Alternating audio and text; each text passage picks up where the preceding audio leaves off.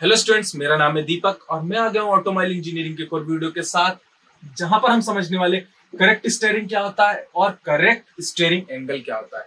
Video को आप and तक देखना, क्योंकि ये क्वेश्चन बहुत तरीके से पूछा जाता है। जैसे करेक्ट स्टीयरिंग एंगल क्या होता है, या फिर ऐसे पूछता है डिराइव करिए कि करेक्ट स्टीयरिंग के लिए एक इक्वेशन, या फिर डिराइव करिए कि करेक्ट स्टीयरिंग एंगल के लिए एक इक्वेशन। वीडियो में मैं आपको बहुत इजी तरीके से बताने वाला, इसके बाद दूसरी वीडियो देखने की आपको जरूरत भी नहीं पड़ेगी। चलिए, अब एक चीज और बता दूं, ये अगर आपको आता है तो आप डेविस स्टीयरिंग गियर मैकेनिज्म बहुत अच्छे से एग्जाम में लिख सकते हैं। दूसरी चीज, आप एकरमैन स्टीयरिंग गियर मैकेनिज्म अच्छे से लिख सकते हैं अगर इसके कॉन्सेप्ट आपको पता है। वीडियो जो है एकरमैन और डेविस दोनों का ही वीडियो का जो वीडियो है, उसके प्लेलिस्ट का लिंक डिस्क्रिप्शन में, वो जाके आप देख सकते हैं। चलिए शुरू करते हैं। देखिए, करेक्ट स्टीयरिंग और करेक्ट स्टीयरिंग एंगल, पहले तो हम ये समझ लें कि करेक्ट स्टीयरिंग होता क्या है।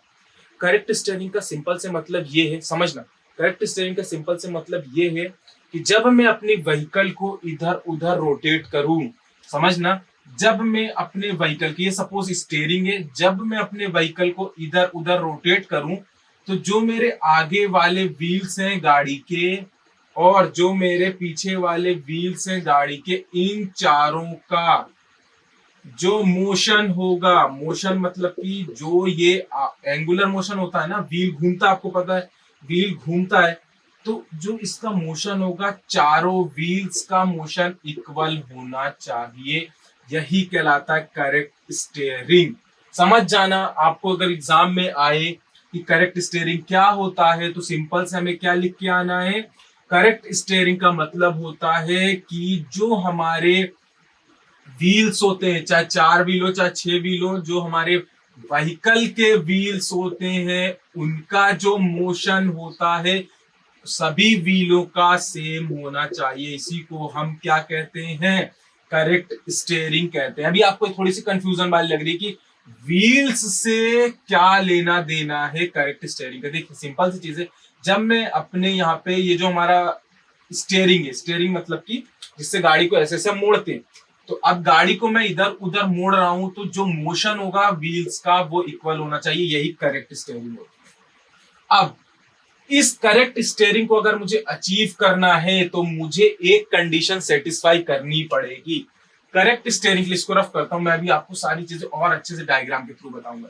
अब करेक्ट स्टीयरिंग आपको समझ में आ गया क्या, सभी व्हील्स का जब हम गाड़ी को इधर उधर मोड़े तो मोशन सेम होना चाहिए। ये क्या चीज है, करेक्ट स्टीयरिंग होता है। अब ये करेक्ट स्टीयरिंग कैसे अचीव करी जाती है, उसकी एक कंडीशन है, समझना।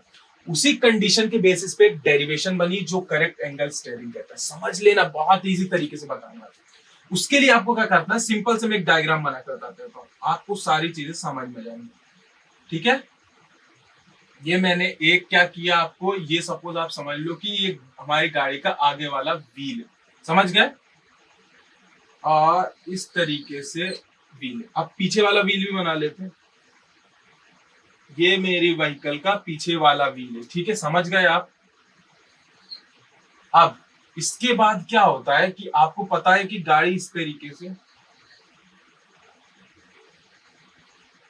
ये हमारा सपोज समझ लेना, ये नीचे वाला जो पोर्शन है, ये वाला पोर्शन है, ये हमारे व्हीकल का फ्रेम है, समझ लेना, ये फ्रेम है नीचे का। और ये वाली चीज जो है, ये लंबा सा है, जो इसको हम कह सकते हैं हमारा, ये क्या है, रियर एक्सल कह सकते हैं। ठीक है, ये वाला क्या है, फ्रंट एक्सल। अभी हमको इससे ज्यादा कुछ लेना देना नहीं है, बट जो चीज हमसे लेना देना है वो मैं आपको बता रहा हूँ। अब आपको पता है कि ये वाले पोर्शन से ये वाले पोर्शन, सपोज किंग पिन है, तो ये वाला पोर्शन आपका स्टब एक्सल होता है। इतनी चीजें तो पता ही होनी चाहिए आपको। ये स्टब एक्सल है और ये जो है व्हील है। अब देखिए, ये मैं इसलिए बता रहा हूं आपको कि समझ में आना चाहिए। अब क्या होता है कि जैसे ही मैंने गाड़ी को सपोज रोटेट किया, जैसे मैं अपने गाड़ी को रोटेट किया इधर की ओर, वैसे ही मैंने अपने स्टेयरिंग को इधर की ओर मूव किया, तो गाड़ी इधर की ओर रोटेट होगी, समझ गए। अब गाड़ी इधर की ओर रोटेट होगी, तो आपको पता है कि मेरा जो व्हील है वो अंदर की तरफ आएगा और इस तरीके से बन जाएगा। बनेगा कि नहीं बनेगा। अब ये इसके थोड़ा सा क्लोज होगा, तो मैं क्लोज बना लेता हूँ। ठीक है, आपको ज्यादा यहाँ पे परेशानी ना हो। ये मैंने एक, इस तरीके से होगा कि नहीं होगा, आपको पता है ना, होगा। अब यहाँ पर भी ये बाहर की ओर आएगा, सारी चीजें मैं आपको बता रहा हूं। अब देखिए, समझ लेना बहुत अच्छी तरीके से मैं आपको बताने वाला हूँ। ये क्या होता है, ये मेरा स्टब एक्सल है, ये स्टब एक्सल है, ये भी स्टब एक्सल है। इसका जो एक्सिस पॉइंट होगा उसको मैंने इधर बढ़ा लिया, और अब देखना ये वाला जो है, ये वाला आएगा इस तरीके से यहां पर, और ये वाला जो है ये भी यहां पर आना चाहिए। सपोज समझ लो कि ये मैंने क्या बना दिया इस तरीके से, समझ गए आप? बहुत अच्छी तरीके से मैं आपको समझाना चाहता हूं कि करेक्ट स्टेयरिंग, अगर हमें करेक्ट स्टेयरिंग करनी है तो करेक्ट स्टेयरिंग एंगल मींस जो हमारे स्टब एक्सल का एक्सिस होगा, फ्रंट व्हील के स्टब एक्सल का, जब हम यहाँ पे नेविगेट करें या मोड़े अपनी गाड़ी की स्टेयरिंग को, तो जो स्टब एक्सल का एक्सिस होगा फ्रंट व्हील का, क्योंकि आगे वाला व्हील ही मुड़ता है, आपको पता है, पीछे वाला व्हील तो सीधा ही रहता है, ठीक है ना। तो अब इसके स्टब एक्सल का जो एक्सिस होगा पीछे वाले स्टब एक्सल के एक्सिस, क्योंकि ये मुड़ा नहीं तो इसका एक्सिस सीधा, ये मुड़े तो इसके एक्सिस ऐसे बने, ये तीनों जो है एक ही पॉइंट पे यहां पर मीट करने चाहिए। अगर अगर सपोज मैं आपसे कहूं कि ये यहां पे मीट होने की जगह ऊपर मीट हो रहे हैं या नीचे मीट हो रहे हैं दोनों, सपोज ये यहां पे इधर निकल जाता और ये वाला इधर से आता और यहां पे मिलता, तो ये वाले जो भी चीज क्रिएट होती ये करेक्ट स्टेयरिंग को नहीं बताती। और डेविस जो है, मैं आपको अभी बता देता हूं डेरिवेशन में जाने से पहले, कि डेविस स्टेयरिंग गियर मैकेनिज्म जो है इसको फॉलो करता है, और जो एक्करमैन है वो इसको फॉलो नहीं करता है।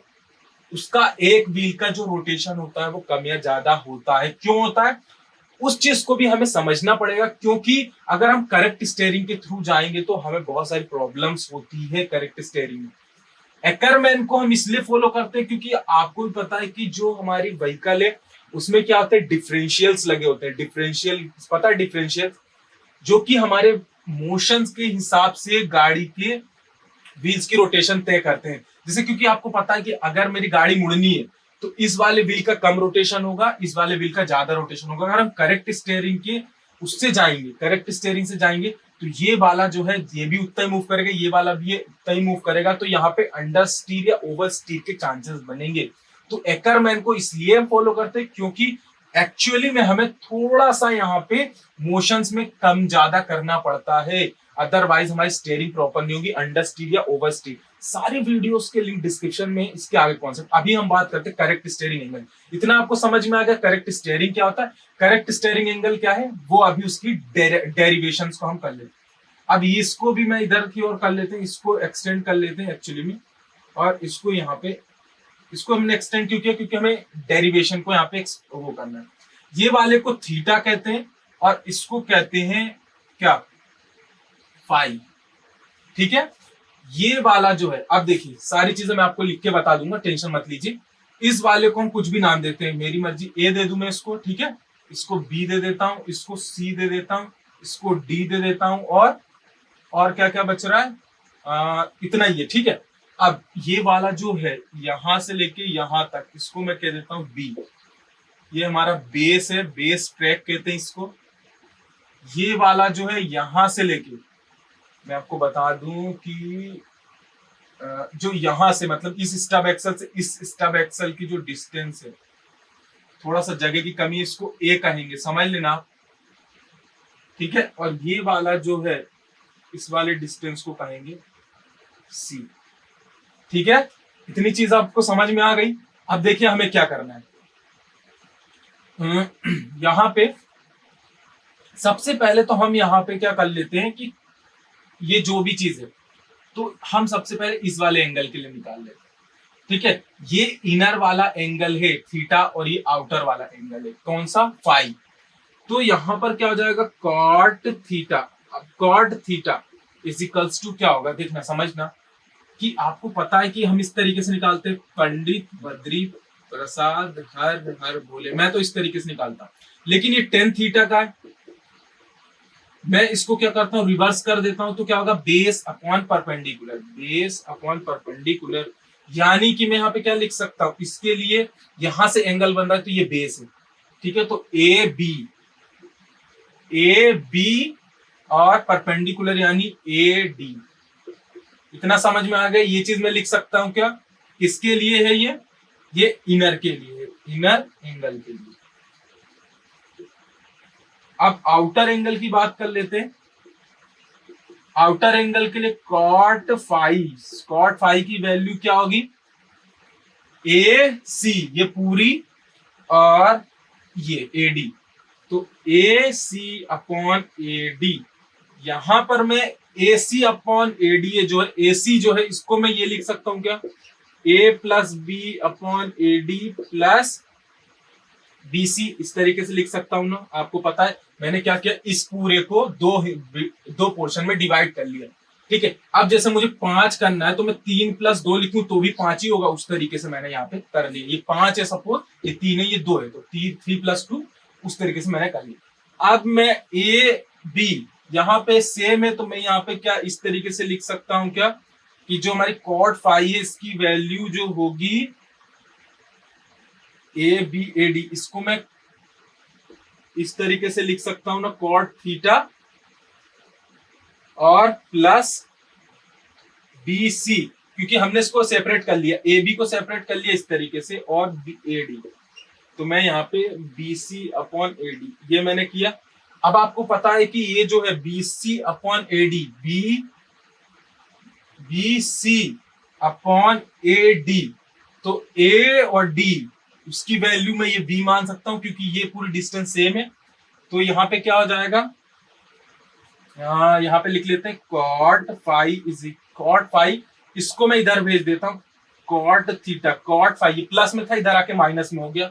समझ लेना, बहुत इजी तरीके से बता रहा हूं मैं आपको। बीसी की जगह क्या हो जाएगा, बी और सी का है, बी और सी इसकी जगह सी हो जाएगा, क्योंकि ये वाली डिस्टेंस यहां से यहां तक की डिस्टेंस ये सेम है, ये देखिए मैंने सी बताया, तो ये क्या हो जाएगा सी अपॉन ए डी यानी कि बी। और यही हमारी करेक्ट स्टीयरिंग एंगल के लिए डेरिवेशन होता है।